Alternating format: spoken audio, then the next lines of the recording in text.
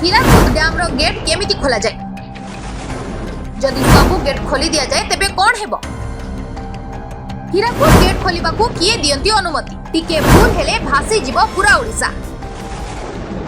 दुनिया रे अनेक बड़ बड़ डैम रहिछि जहा भांगिले लक्ष लक्ष लोकंको जीवन नै जीव। चीन रो 3 गॉर्जियस डैम हेउछि दुनिया रा सबठु बड़ डैम। ए डैम रे एते पानी स्टोर हुए जे ए डैम जोगु पृथ्वीर आवर्तन गति बहु समय रे धीर होई जाय बोली वैज्ञानिक माने कहंती। सेहि परि ओडिसा रो हीराकुद डैम हेउछि दुनिया रा सबठु लंबा डैम जहा 4.8 किलोमीटर जाय लंबिछि। हीराकुद डैम रो जल धारण क्षमता हेउछि 630 फुट एवं डैम रे मोट 98टी गेट रहिछि। वर्षा दिने जलस्तर विपद संकेत छुईले हीराकुद डैम रो विभिन्न गेट खोली जल निष्कासन करा जाय जहा महानदी एवं एहार शाखा नदी गुडाकरे जाय मिसि थाए। अनेक स्थान रे बन्या परिस्थिति मध्ये उपजे। हेले जानिछंती कि हीराकुद डैम रो गेट केमिति खोला जाय?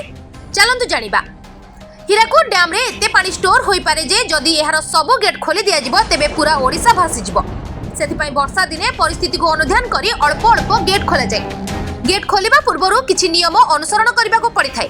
गेट खोलिबा पूर्वरु डैम कर्तृपक्षक ठारू स्वतंत्र अनुमति नेबाको पड़े एवं एक स्वतंत्र टीम डैम परिदर्शन रे जांती।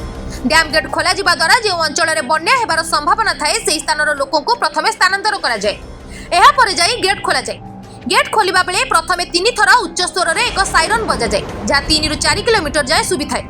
जे कोनोसी डैम रो गेट दुई प्रकार उपाय रे खोला जाय। प्रथमटी high pressure vertical leaf gate जहा छोट छोट डैम रे व्यवहृत हुए। द्वितीयटी हेउछि रेडिकल गेट जहा बड़ बड़ डैम मानक रे व्यवहार करा जाय।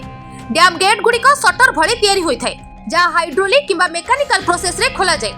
डैम गेट ऊपर एक मोटर रही थाए। कंट्रोल रूम रु ऑपरेटर अनुमति रे गेट खोला जाय। कंट्रोल रूम रे सामान्य भूल हेले बंध भांगी लक्ष लक्ष लोकंको जीवन चली जिबार संभावना थाए। सेति पई केवल दक्ष और अनुभवी लोकंको ए दायित्व दिया जाय। Bureau report ATV Odisha live.